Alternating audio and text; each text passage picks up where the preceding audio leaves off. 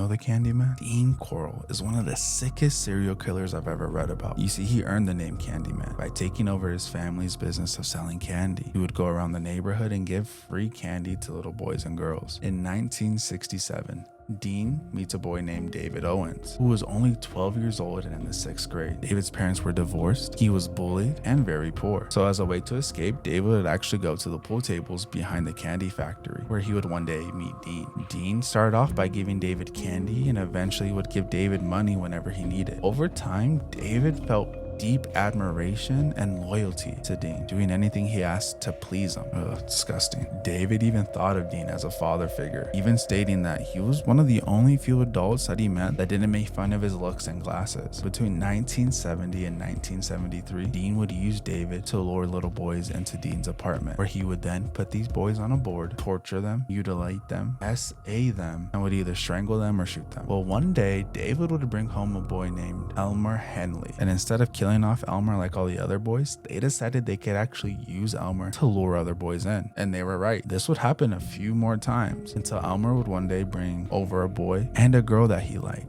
Dean was pissed. He threatened to kill the girl that Elmer liked. Elmer freaked out, pointed the gun at Dean and said, "No, you're not gonna do this," and shoots him 6 times. It was only then that Dean was stopped. David and Elmer would confess to all the things that Dean made them do, along with how they contributed, and they were both sentenced to life in prison. David passed away back in 2020, and Elmer is still serving his sentence. He actually appears on Mindhunters, and by the time Dean died, it was estimated that he had at least 28 victims.